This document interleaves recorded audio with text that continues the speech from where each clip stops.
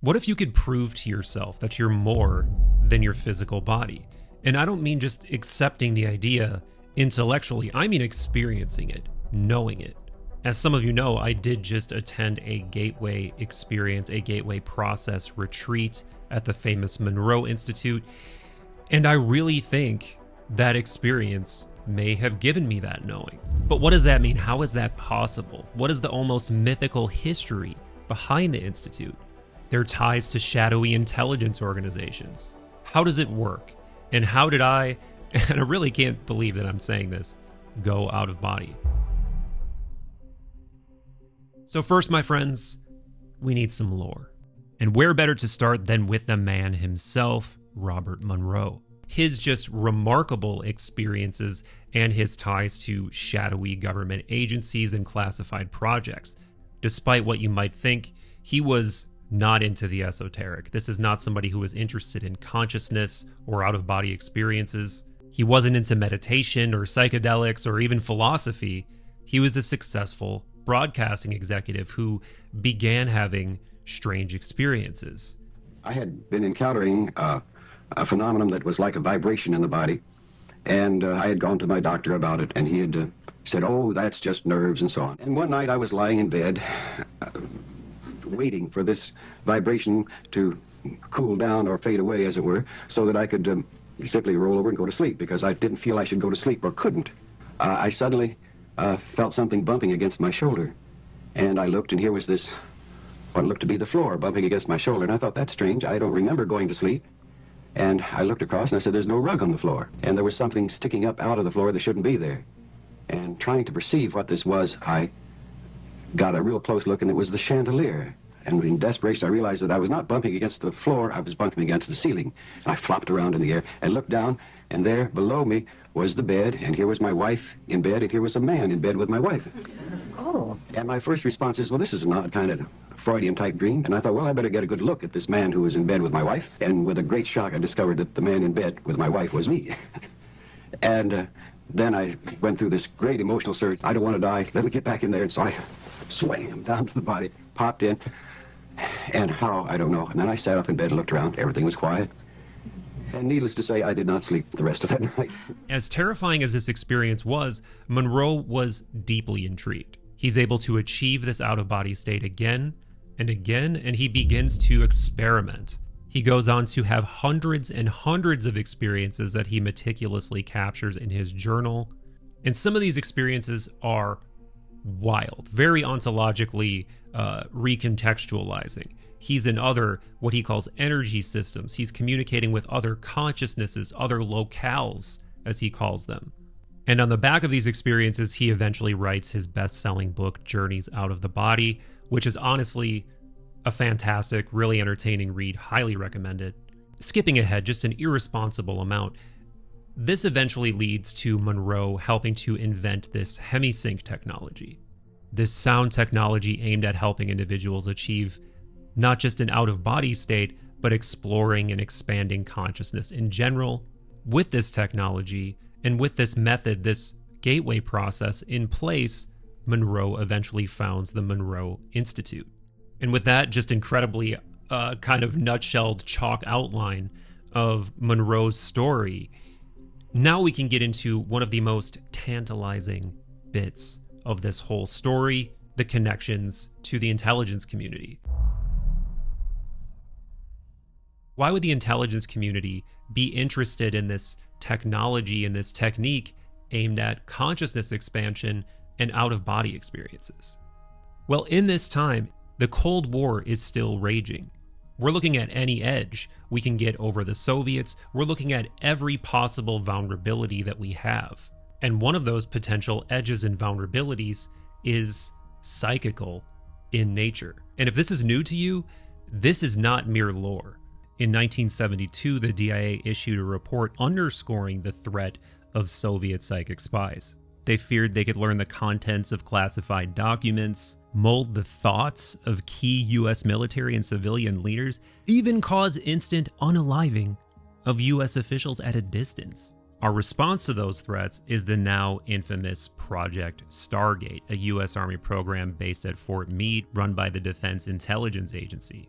through a contractor, SRI International, which investigated the efficacy of psychic spying.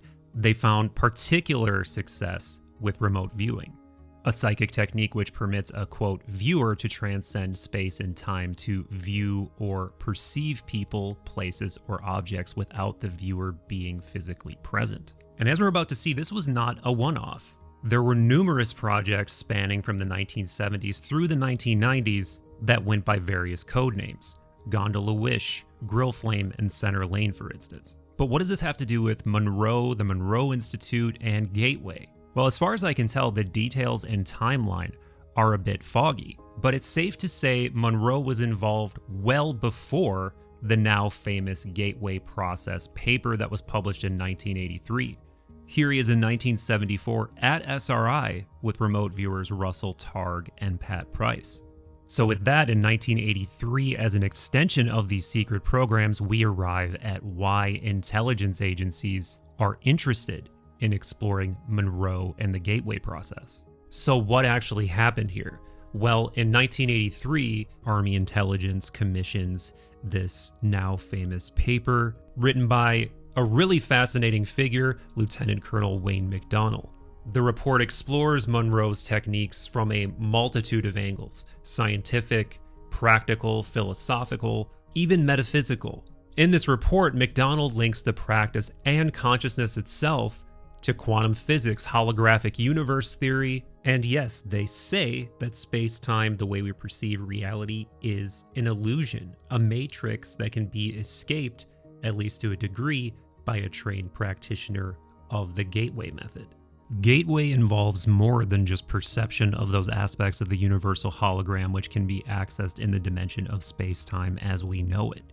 Between the absolute and material universe in which we experience our physical existence are various intervening dimensions to which human consciousness in altered states of being may gain access. Theoretically, human consciousness may continue to expand the horizons of its perceptual capacity until it reaches the dimension of the absolute, at which point perception stops because the absolute generates no holograms of or about itself. And it's worth noting that the report is heavily influenced by the philosophy and science of polymath and autodidactic genius Itzhak Bentov and his book Stalking the Wild Pendulum. It's still definitely a worthwhile read, and while we don't have time to get into his lore and his philosophy fully, Bentov was squaring the circle between science and spirituality in a really interesting and modern way, and it really resonated with the ethos of Robert Monroe because he wanted to approach this phenomena in a way that went beyond the philosophical and metaphysical. He wanted it to resonate, harmonize with what science is telling us about reality. These are people who have expanded perception, and hence they can see a reality which ordinary people at this stage of evolution are not able to see. Correct. What is the nature of that reality which they're able to see? Well, that is classified as a non-physical reality sometimes. There are techniques to do this. The Eastern people, the yogis, have developed systems to do this, to push the nervous system rapidly. But it happens very often spontaneously without someone trying to do anything about it, and just happens. And speaking of techniques for expanding consciousness, back to the Gateway paper. McDonnell takes this technique seriously. He does recommend that the agency go on to study it further and potentially use it with agents. It pains me to just summarize this because this is a really fascinating document. We could make multiple videos on this thing. Read it yourself, my friends. It will still get your wonder whiskers popping, even after 40 years. It does spawn just so many interesting questions. Clearly, this goes way beyond psychic spying. This report implies they want to know about consciousness itself, that they want to understand some of the deepest truths about reality. And by the way, it's really hard to find anything on this guy. I can't find a picture, I can't find information. Definitely let me know in the comments if you've seen or found anything about McDonnell. Was the agency trying to understand the nature of consciousness and the potential power of consciousness more broadly? What did they find out, not just in this study, but in whatever else they were doing? Because it's hard to imagine that this was a one-off. I have a feeling that they were onto truths too big for them to ignore. What, if anything, did they take away from these studies? what did they take away from their work with Monroe? Are they still using any of these techniques, any of this knowledge? Clearly, Lieutenant Colonel McDonald was really interested, and I think it's safe to say that he himself must have really been something of a seeker based on this report. Of course, I'm not holding my breath on ever finding out what the CIA knows about consciousness, if they and the intelligence community in general are actively using psi technology or techniques for who knows what nefarious or clandestine ends. But it doesn't mean questions like that don't just live rent-free in my mind. Officially, research into psi phenomena, the psychic spy program, this supposedly stopped in the early 90s. But we know how these organizations operate. They could easily be transferred to other black budget programs, change names. If this stuff works, which it seems like it did to some degree, it's hard to believe they wouldn't just do the same thing again. Change the name, shuffle it into an even darker, deeper part of a black budget program. And to thicken this plot even more, some whistleblowers and participants like Ingo Swann, like Joe McMoneagle, we don't have time to get really into their lore, but these are key participants, key figures in the remote viewing programs that the intelligence agencies were doing. They openly say that their work revealed realities about human consciousness that were not fully disclosed. And on the note of Joe McMoneagle, again, unfortunately, we can't get too deep into his lore, but he's known as probably the greatest living remote viewer. He was involved in these programs personally. He claims that they had massive wins and that a skilled remote viewer can be highly accurate and highly valuable. So when I got to SRI, I did 6 remote viewings. And out of the 6 remote viewings, 5 of them were first place matches. Dr. May told me that it was like very easy to match my remote viewings. So what's a first place matching? What does that mean? Well, there's 4 places, first place through 4th place. 4th place is no similarity to the target at all. 3rd place, maybe 20% similarities, which is chance. 2nd place is produced some valuable information, but it's not good enough to say it's actually the target. 1st place, no doubt. Wow. That's the target, and it's practically drawn. And in fact, I do very detailed drawings, so it was pretty easy to match my stuff. It turned out to be the best series of 6 ever done at SRI. And said, I want to go to the place where the photographer stood when he took the picture that's in the envelope I can't find, because what was in the envelope was this. Yeah, that's the right response. I could not draw it that well looking at the damn thing. If you're into this stuff and you haven't heard Joe McMoneagle's incredible stories, there are so many podcasts out there. He has numerous books out. One other quick distinction I did not make that I would like to point out: remote viewing, Project Stargate, all of this stuff is adjacent to but different from what Robert Monroe was doing at the Monroe Institute. The Gateway process, all of this stuff is like often smashed together like it's the same thing, but the techniques themselves are completely different. And just to cross the wires and thicken the plot even more, McMoneagle himself is also involved at Monroe. In fact, even to this day, he's teaching remote viewing classes there, despite the fact that that's a completely different technique than what we're talking about with the Gateway process. So with the lore locked in, the stage is set, and I can share my absolutely reality-quaking experience. About 45 minutes outside of Charlottesville, Virginia, in the Blue Ridge Mountains, sits the Monroe Institute. Despite all this shadowy history, there is not a hint of it when you're there. It's a really beautiful, welcoming place. So what do they do there? Well, I think this is where Gateway comes in. It's their flagship program. It's a 5-day, 6-night experience that's aimed at, according to Monroe's own material, navigating the non-physical, expanding your awareness, shifting your perspective on what's possible.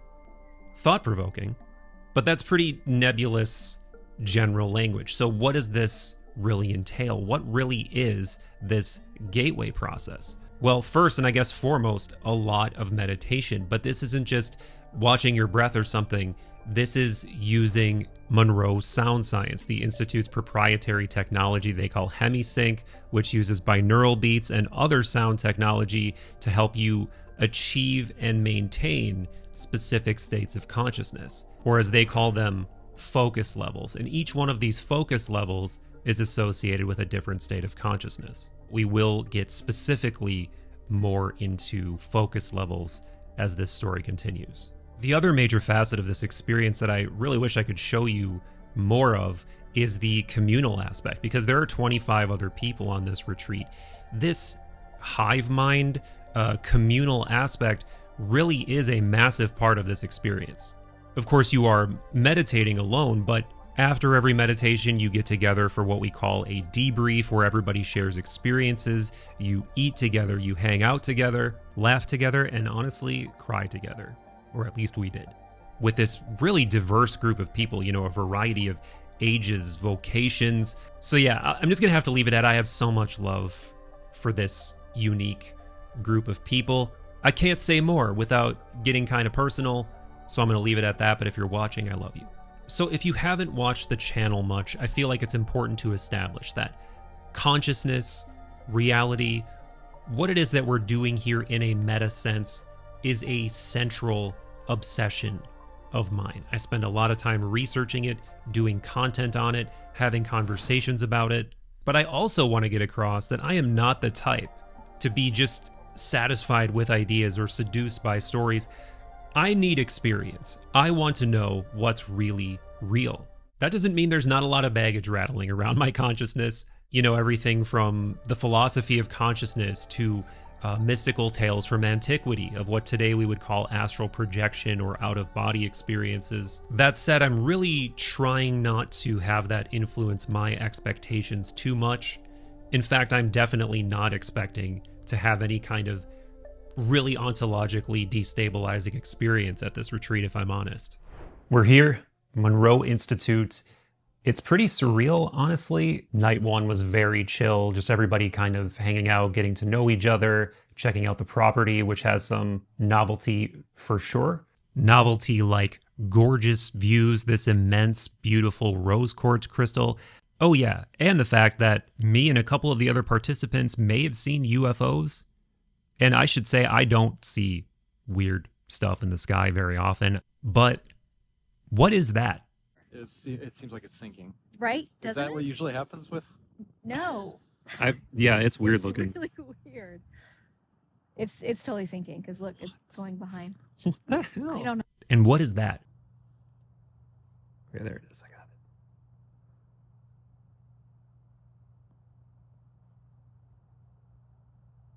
it. Look how it's like flickering. I mean, this is some of the weirdest stuff I've seen. This second object, or light, whatever it is, appeared and reappeared numerous times. It was moving in all sorts of strange patterns. So I'd be lying if I said there wasn't some sort of magic, some sort of quintessence charge from the very beginning of this experience. And there was definitely a lot of just getting your mind right, getting psychologically ready to do this work, really taking the idea that you're more than your physical body seriously, or at least suspending your disbelief for the time that you're here. So we just got done with our first couple of focus level meditations. The first one is focus 10. They call this the body asleep, mind awake, or mind awake, body asleep state. It honestly feels like just a fast-tracked meditation. Like you reach those same states of deep relaxation. And then also there's some interesting phenomenology that does start in the mind's eye, swirling colors, but then also other strange, just visuals that pop in that are kind of hard to make sense of. Just faces. I saw a couple of Porsches for some reason. Just things like that where you've got to wonder, like, is this just something that's deep in my unconscious mind? Is this just something popping in from the collective? And the sense you get when you do the debrief, so you do these meditations and then you do a debrief, the sense you get is that everybody's having some version of this. So not that I expected it, but nothing super trippy, psychedelic, no anything approaching an out-of-body experience yet. But I don't know, my friends. I do have a feeling this is going to be a magical week. So we're going to see what it brings. I'm back. Yesterday was so intensely packed that I did not get a chance to sit down and just transmit any thoughts whatsoever. We get this big long break in the middle of the day, but I wound up going for a walk. And then I was planning to check in the evening, but then we were treated to a surprise appearance by Joe McMoneagle. If you're into this stuff, if you're into remote viewing, you may know him as Remote Viewer 001.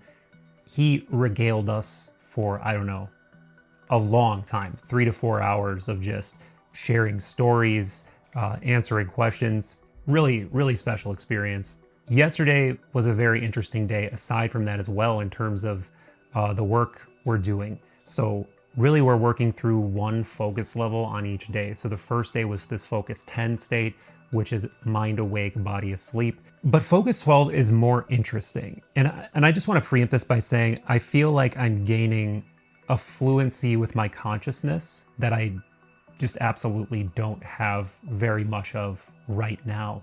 And what's interesting about introducing multiple focus levels is it really gives you a way to discern between different states. You know, I was wondering, like, am I going to feel a marked difference between focus 10 and 12? And I do. Like, 12 really feels like you're moving sort of from one plane to another. Like you're ascending, there's some kind of, for me, there's some kind of upward sensation occurring. And I should say I'm not getting any kind of like really vivid psychedelic visuals. It's more like almost like the hypnagogic kind of tunnel effect, if you know what I mean. Shadow on shadow. There is like a sense of movement. It's hard to explain. And then occasionally there are just like snapshot images, and it can feel absolutely random. Like it doesn't necessarily have any coherent themes whatsoever. And I think that's true when you're like getting close to sleep as well. Something else is creeping in, you know, whether it's just the brain working through something. It's like I said, those hypnagogic states, like bits of dreams forming, or maybe external information coming in from the outside. Focus 12, it feels more active. Like it definitely feels like something is coming alive. I mean, honestly, for me, it feels like some kind of subtle energy field is coming alive. But what did happen yesterday that I think is incredibly interesting is I felt probably the most disassociated from my body that I've ever felt in a meditation before, to a point where a lot of my body felt like this very dim, sort of numb buzzing. I really did start to almost feel like I was becoming aware of, maybe it's premature to say, a second body. There was this like buzzy liquid over the top of my physical hands, or maybe emanating out of my physical hands. And I was trying to move it. You know, I was trying to move that, I don't know, for lack of a better term, energy body. And I wasn't really able to move it, but it did feel like something was there. Moving on to today, we're in this state called Focus 15. Focus 15 is supposed to be this realm of no space, no time, void. They talk about being able to do things like almost like time travel in this state, talk to potentially like future versions of yourself, past versions of yourself. For me, it really is almost what it's described as. It really is this state of almost just void, this state of like, I don't want to say motionlessness, but ocean of darkness, ocean of wavy kind of energy. There's this transition, like I was saying before, between focus 10 and focus 12, where 12 feels really active. Like it feels like there's stuff going on there, even though it hasn't been particularly visionary for me. But 15 feels more restful. It feels more oceanic. It feels more mild and flowing, and almost like you can just disappear into that. Like I was wondering, like, oh, if I'm going to a place beyond space and time, maybe I can see things like platonic forms. Maybe I can see things like some, I don't know, like transcendental numbers in like some kind of Pythagorean way. I was really hoping, and I was asking for a vision of something like that. But really, I did just kind of experience a state of almost lack of awareness. It is interesting. Looking forward to these evening meditations. And that's it for now. Right on cue. Whatever that music is, I did not plan that. We're back. It is Wednesday afternoon. Weird things are starting to happen. Like, of course, I had expectations coming here. You know, there's so many reports of out-of-body experiences, really profound, life-altering things happening. And I was trying not to, get my hopes up to have something that grandiose occur.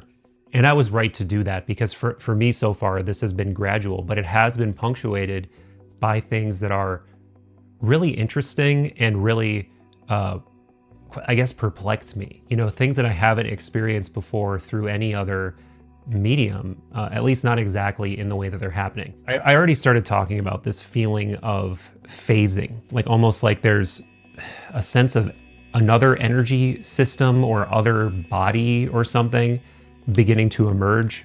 Like I probably said in the last check-in, I started to feel, particularly around my hands and feet, this like physical numbness, but an intense sense of like buzzing, almost like a gel or watery warmth. We're doing a variety of focus levels today, and I had a really strange experience of almost waving going through my body, like almost feeling like I'm rocking back and forth, or like being on some kind of vessel comes to mind. And when that does start to happen, it's hard to not get your hopes up. Like, am I about to lift off? Like, is this about to like really happen? Alas, it has not happened. In terms of like developing this fluency, I'm beginning to notice there's a really clear difference between the imaginal and things just presenting themselves. Like, my own imagination in these states is much improved compared to normal. I mean, all of your resources are dedicated to this theater of the mind. There's a difference though between that and things strange just presenting themselves to you. And I've really been wanting the latter. In one of these Focus 15 exercises, again, this is this place that's supposed to be beyond time. And y'all know me being super into Platonism. I wanted to see something timeless. And immediately the first thing I think of is like a Platonic form. Can you show me something timeless? Can you show me something that doesn't exist in space-time and is beyond space-time? And I didn't get it at that time, but leaving a meditation last night, I had this really interesting experience where I think I've already talked about the clicking in and clicking out. In case I didn't, clicking out is more like a very sudden loss of awareness, and then you just suddenly come back into awareness, versus sleeping is like, the gradual going to sleep process that we all know. And whether or not those two things are actually different, I don't know. But what I do know is I clicked out last night in a meditation, and when I came to, I was in this on the way out of sleep, it's called hypnopompic. I was in this kind of hypnopompic state where, I was getting this kind of wavy, mind's eye visual, kind of a fractally vibe. And then very quickly, almost like just snapshots, like kind of very sudden, very brief, I got these like flashes of mathematics. Like I got these flashes of geometry and equations and shapes. And immediately when it happened, I was like, that was incredible. Because I know that information is not in my mind. It's at least not in my conscious mind. But I definitely saw it. It was definitely there. I haven't really come to any conclusions about what's going on here, at this point in the week. I do know the human psyche has its own dimension, and we are woefully unfluent in that dimension. We spend so little time actually diving into our own consciousness. It's honestly really sad. And this week, as much as I'm loving it, it makes me sad that I haven't done something like this sooner. Well, my friends, I can't believe I'm saying this, but I had an actual OBE. I'm still freaked out. I want to say it's not what I expected, but it is strangely close to the stories I've heard, so I guess what my expectations were. Let's just recap the morning in general. This meditation we did this morning was, a journey through a bunch of different focus levels on our way up to focus level 21, which is supposed to be, they call it like a bridge between worlds kind of space. But for me this morning, I was just getting a lot of imagery, a lot of interesting stuff. Really enjoyed that morning meditation. I described it in my journal as a really nice surf through multiple realms. And this morning felt like a really good mixture of me. The way I also wrote it in my journal is having the imagination meet the mystery halfway. Like you start to imagine something, and then all this stuff happens. Like it's very It's probably very similar to like Jungian active imagination, I would think, where you have this combination of initiating some process yourself and then something that feels like you're absolutely not creating it comes and meets you there. These quick scene changes, and most of the time that I can't really ascribe a whole lot of direct meaning to. Some people are having these amazing sort of what sound like very archetypally charged imagery of like, you know, hooded figures and like receiving items that seem very archetypally significant and going through, you know, straight up fantasy novel type environments. So this is the last full day of the retreat now. I've just felt like this occasion to slow down, to really take time with everything I'm doing, not look at the clock, not look at my phone, has been extremely medicinal. And also there's just something so special about being in a group of seekers, you know, as diverse as this group is, and it is really diverse, you know, age-wise, people from different parts of the world, there really is a kinship there. I think we all have a tenuous at best relationship with the dark. You know, it's easy to associate the dark with the unknown, with fear of a lot of different things, fear of our own minds, fear of death, of course. So I think a lot of us try to subconsciously minimize the amount of time we're spending in the dark. But I think this experience went a really long way toward changing my relationship to the dark and my relationship to consciousness. And really, like, I honestly had a really profound emotional release yesterday getting into my check unit, just thinking about darkness and thinking about darkness's relationship to consciousness, and that probably every conscious being has this experience of the dark. And it's one of the most beautiful, primordial, sacred spaces you can be in, but it's also one of the scariest at the same time. And I went down this whole just incredibly goth, emo rabbit hole of thinking about the relationship between divinity, darkness, and not just personal loneliness, but the loneliness of God. You know, like, if God is what it seems to be through the words of all of these mystics, it's united, it's one, right? And so is the darkness. Like, the darkness is united in one, but it's also incredibly lonely. So I went on this whole trip about God's loneliness and how we're like these holographic manifestations of God that remedies God's own loneliness. And yeah, I just broke down in tears in my check unit. So profound things have happened. That said, the second meditation this morning, over an hour long, and this meditation was a little bit different because it had, so all of these focus level meditations have had tones, they've had, you know, some ambient elements to them, some verbal directions.